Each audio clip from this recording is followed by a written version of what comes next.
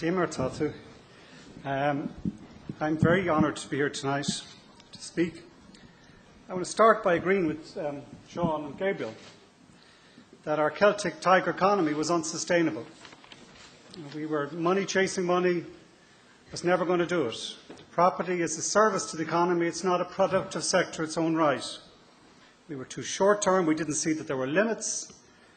And our politics, as maybe Bono would say, was too focused on promises in the year of an election. And then maybe I might just go into that electoral deficit disorder. What exactly is that in our country? It's we, the electorate, keep voting for people who promise something that just leads to a deficit and then we're in disorder. That's populist politics, where it's got us. We need to get away from that. And our populist politics is still populist when you're going on. There's an easy budget option.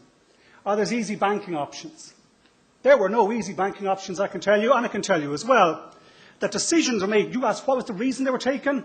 In the interests of the Irish people, doing our best to try and get out of a bloody difficult crisis. So let's not just go back to that all the time and depict it in that manner. Let's talk about how we're going to create jobs and move forward, which is the title of the talk here tonight.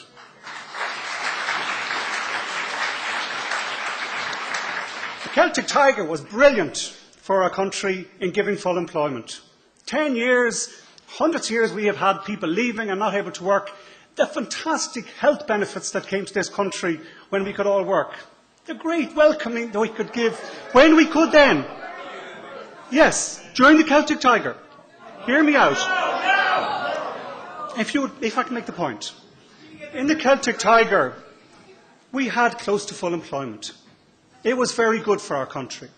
But ultimately there was a flaw in the model. It was a systemic failure in the thinking. Donegal, I made an exception, you're right. I take that. And that is a problem. But there was also a wider systemic problem across the country in that the model couldn't last. It didn't recognise their limits. It didn't recognise that we believed there could be growth forever, growth in property prices forever, that we would forever benefit from. That was the fundamental problem. At the core of the Celtic Tiger, we reached the limits in property prices, in credit, and now we have a significant crash. So it wasn't going to work, the Celtic Tiger, as a model, and we can't go back to it. It's time for us to move on, and let's look for set our compass in a different direction. We entered government, the Green Party, in 2007, actually with a lot, believing for many years that that model was broken, wasn't right. But I'll be honest, I never expected the scale of the crash, the speed of the crash. But that happened when we were on the watch, and it was our job to try and get this country out of the difficult crisis that it was in, to try and stabilise the system, try and stem the tide, so that we could redraw and get the economy back. And that's what we've been doing the last 2 years. And I'd say, as well, the one thing you said is very true, that we had a similar position in 1983, and we did nothing until 1988-89, 6 years, as you said. I remember my brother left the country. We were down in the port in Dunleary. I remember my mother and my father and most of us crying as my brother, an architect, left to go to London. My other brother went. My sister went. I went. I came back in the late 80s, around about the time you're talking about. Was unemployed and then had the idea of set up a business. And the country turned because we started taking action. 2 years later, my business was a success. I brought home my sister, who was still running that business. But the political lesson, in each of those 6 years, when you watched your brothers and sisters go, when you were on the dole, was you don't want politics that's not willing to take tough decisions. We have to learn from our mistakes. That was a mistake we made in the 80s, is we let Labour and Fianna Gael, as well as Fianna Fáil, couldn't agree on some of the hard budget decisions that had to be taken. That's a lesson that I learnt, and I think people of my generation learnt, which is why in government we've been willing to, at electoral cost to ourselves, to make what we think are the right decisions. Crucially, though, our task is now, as I said, looking on the issue of economic redesign. We've actually shown, to answer your question, who's been thinking long term? We were thinking long term for 30 years. And what do we see when we look long term? Two issues that dominate in my mind. You think really long term, up on the crow's nest, Gabriel. You know that, you truly know this. Firstly, our wealth in this planet has been built on oil, most remarkable energy resource ever. It's coming to a peak in production and it will then start to decline. We have to address that fundamental long-term geological reality and start designing different ways of feeding ourselves, sheltering ourselves, and transporting ourselves. Second long-term certainty we're facing, in my mind, is the challenge of climate change, the greatest challenge that mankind has ever faced. It threatens not just our economy, if we get it wrong, but our very civilization. So we've been 30 years looking at this and thinking, they're the challenges we got to meet. And in government, we went into government to start that process from the crow's nest to saying, listen lads, we're going to have to change the direction of this country. This is the way to go. John Ashton, former climate change advisor to the UK government, said, for business, this is a no-brainer.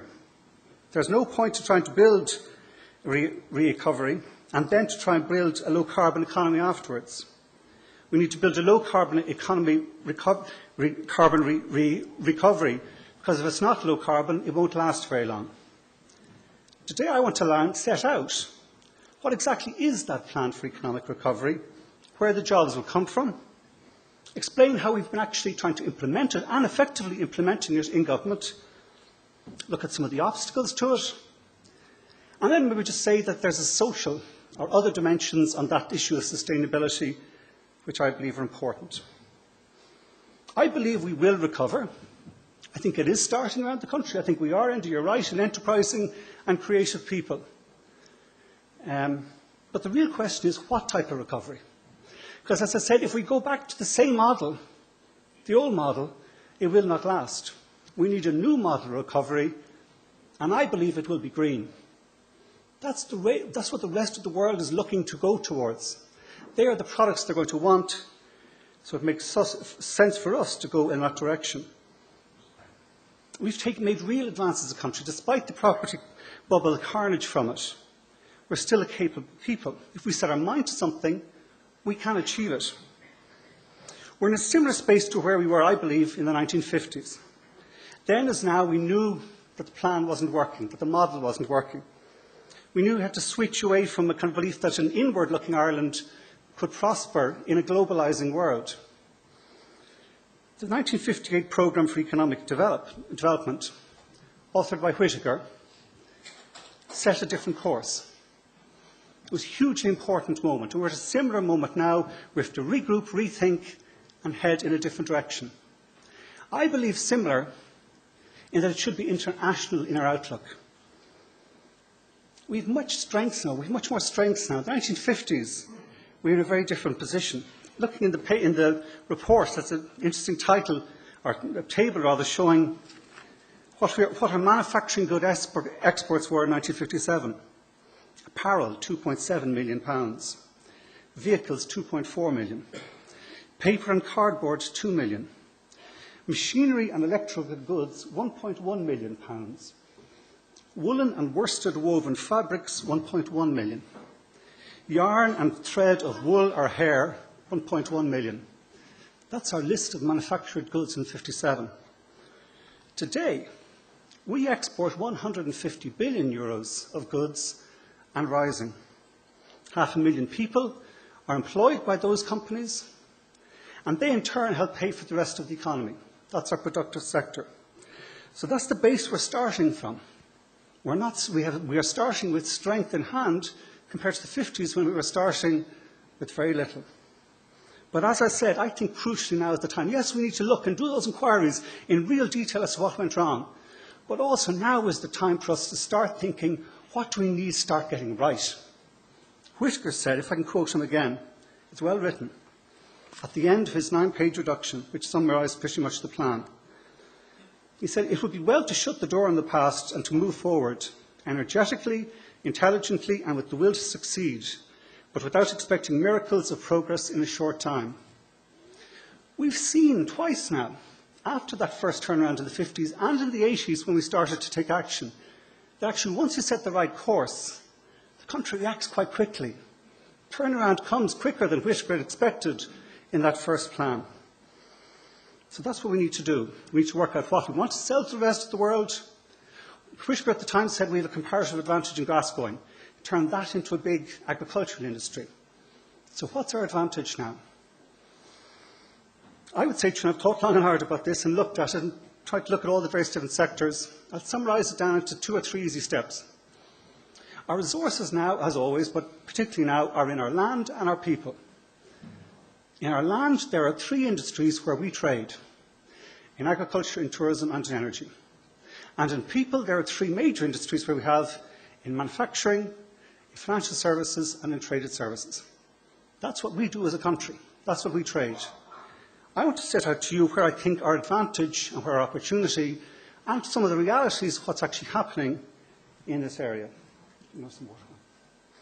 In agriculture, we have an 8 billion annual export market, as I said, coming out of a benign growing climate.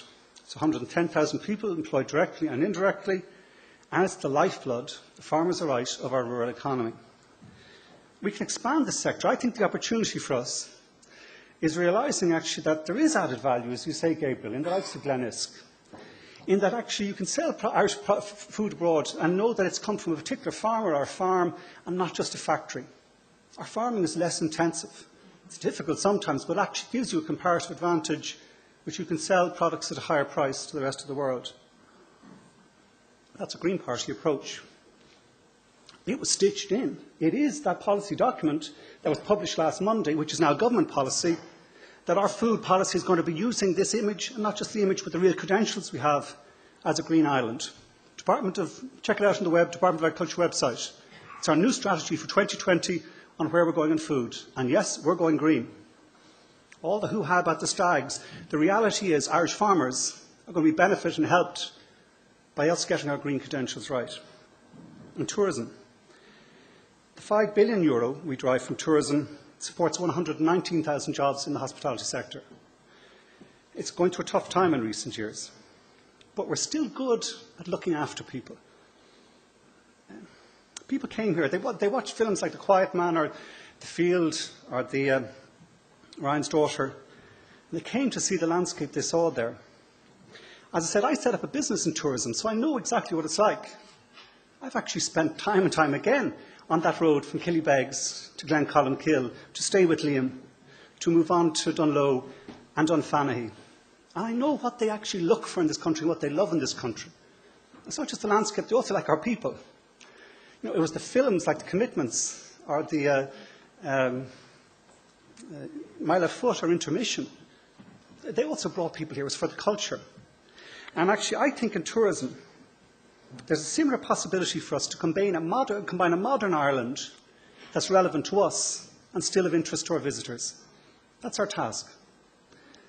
And I think, again, it's green. I think actually it's in areas like active tourism, it's in areas like cultural tourism that are real and genuine. If we've got a good reputation in those, we'll be back on our feet again in tourism in no time.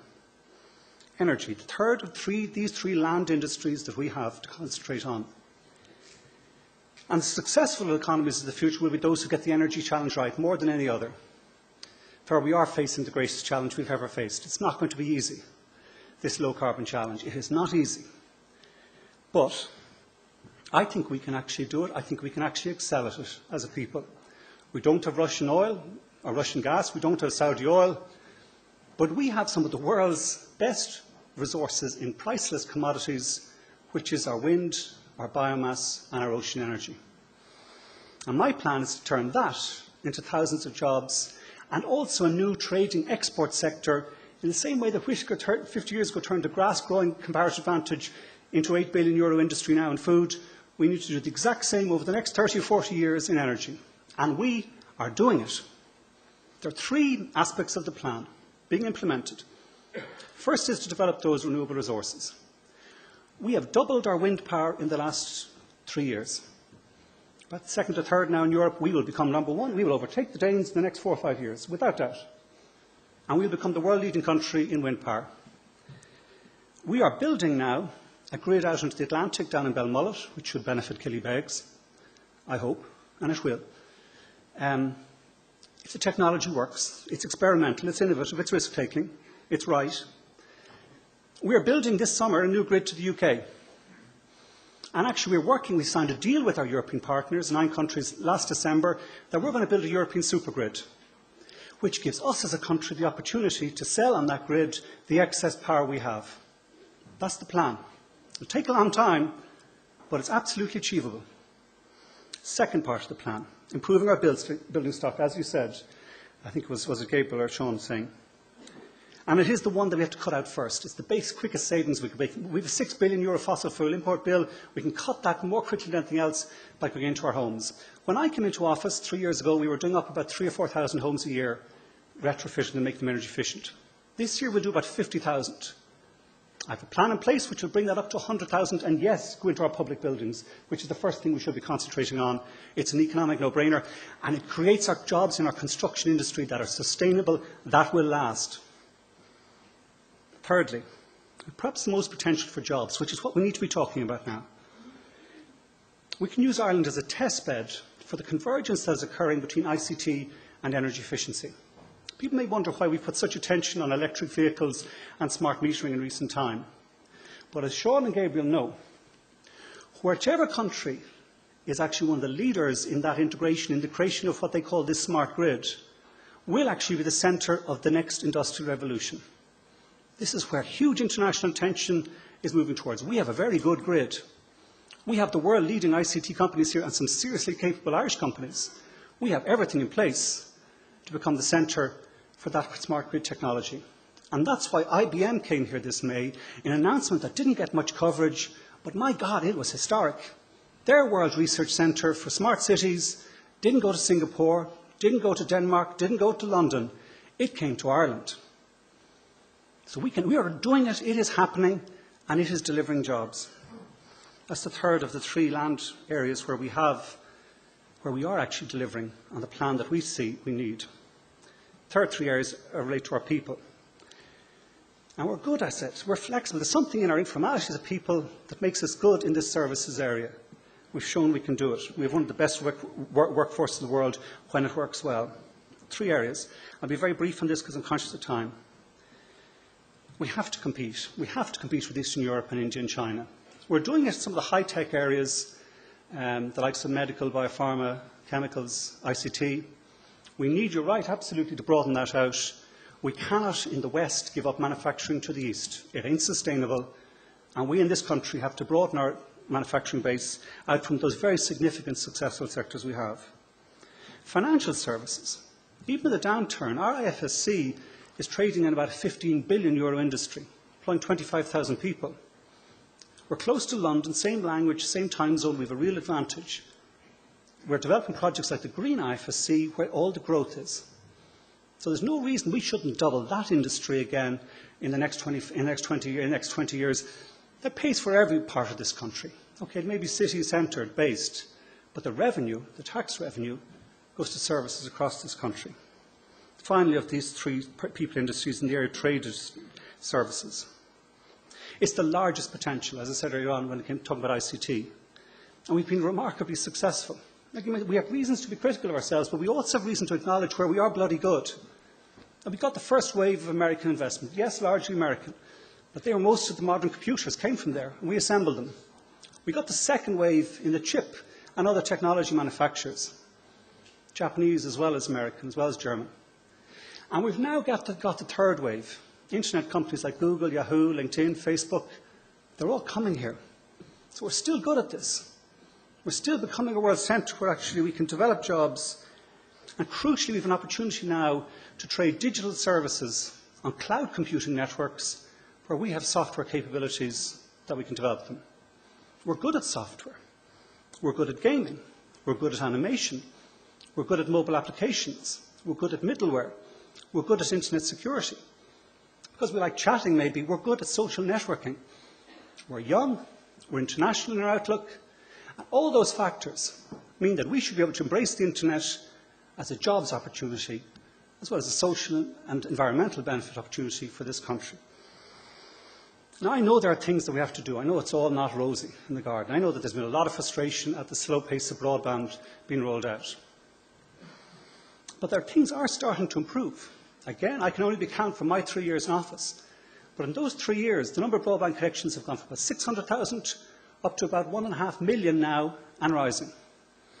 Yes, we need to go into our schools. I started the first 80 schools this year, delivered ahead of budget, ahead of target, under budget, with really high speed, 100 megabit connectivity. And we're committed the next 2 years to going to every single secondary school and on after that. So yes, we need to do that. But we also have invested in our exemplar network, which actually has potential to develop here a really high-speed, internationally important internet development. We've invested in the National Broadband Scheme and now a new Rural Broadband Scheme, which means we will have universal broadband coverage by 2012 with the same sort of ambition that the Finns have been talking about recently. So yes, we cannot rest on our laurels. Yes, there's room for further improvement, but there is improvement occurring. 100 megabit speeds going out to about 800,000 homes this year. It's real improvement, and it's happening quite quickly. Competition works. Just to show that this thing is working. It's not just a plan, it's actually being implemented and it's actually delivering jobs. We do a tot in my department of every job that's advertised with the green energy or green ICT component in it. And we get them verified by SEAI, our Sustainable Energy Authority, to say, listen, is this real? And that tot's showing 16,000 jobs now in the last 3 years. Real jobs, committed, in train, being delivered. Jobs like those 5,000 people we have supported working on insulating those 5,000 homes. They're real jobs, real people.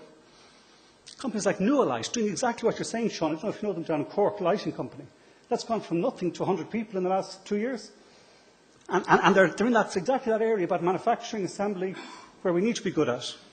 Companies like Solarprint, Sandyford, and entrepreneurs with some really advanced technology for solar power indoors as well as outdoors.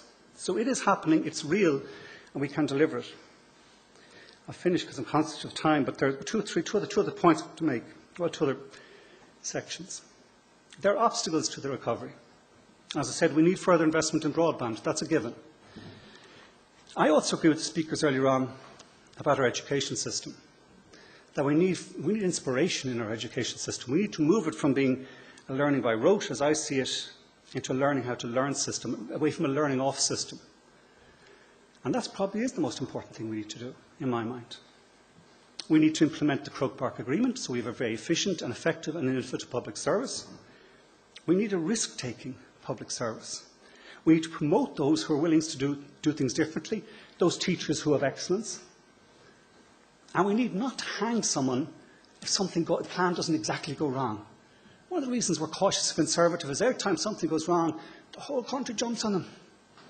Now, it's right to be critical and to put things to account, but getting a more can-do, risk-taking environment will also require us accepting that sometimes everything doesn't go to plan. We need a banking system that needs to know how to lend to enterprise, and crucially, we need a banking system that does not foist debt on people who they know cannot pay it back in the future. That's one of the biggest lessons we need to learn of these recent years. You're right, and I agree. We need to move away from a clientist political system. And that's why I don't think we should have one driven by corporate donations. And I don't think it matters whether it's corporate donations from a good guy or a bad guy. It's impossible to start down that road of trying to discern who's the good guys, who's the bad guys. You're lost. The point is, I don't think we should be getting the money at all. We don't need it. It doesn't cost money to speak. We need a politics that understands the sustainability agenda. Not just the easy bits, but the hard bits. Like we'll have to build a grid to tap into this renewable energy power. It's not easy, it's not popular, but without it we will not have that sustainable, secure and low-priced energy which will give us jobs into the future. We need new metrics for success. GDP is not a measure of national well-being. The lesson, as I said in that Celtic Tiger years, is we don't just chase growth for its own sake. We look for something with more values. The Celtic Tiger years is gone. I don't think we should weep for its demise. I think we should take the best from it and discard the rest. A capitalist system, it won't survive if you corrode its social capital. This is the last point I want to make. I said sustainability has to be social. Like a capitalist system, a trading system needs trust for you able to do contracts. And I don't think we need to go back to a world where the CEO in the bank is earning 100 times what the teller is earning, because that undermines trust, social capital. I don't think we need to build gated communities. We need to slightly liberate our children, I think, because that again is a more secure environment when everyone is looking out after each other. And I think we have to offer our students a reason for our young people, a reason for studying and a reason for working, which is more than just about material progress. I think we need a new economic order that will leave the planet, that will not see them indebted, either environmentally, in terms of inheriting a planet that's not fit for living in, are in financial fiscal debt. I think we need an economic order that goes beyond the simple assumption. I was taught in first year UCD economics that people are profit maximisers. I think we need an economic order that understands there are limits to growth, but not necessarily to improvements in the quality of our life. We need economics that know that my security is tied up with your security, my welfare with your welfare. Economics that understands that the actual parent working at home may be just as important as the mother or father in the office. Economics that celebrate enterprise, but also curbs the worst excesses of the markets. I go to my Green writer John Moriarty for inspiration, and he put it as we need a politics that connects all the parts of our soul that the conventional economic world has no use of and is afraid of. That's the sort of economics I think sustainable economics needs to be. I think it can inspire our people, which is what we need. A reason for actually getting up and getting on with this huge task we have of turning this country into a model of sustainable economics. Making and trading green products with the rest of the world. Employing our people on that, not just for our material well-being, but also a general sense of well-being that we're doing something special, important and honourable. That's the plan. We're doing it. What else would we do? Thank you.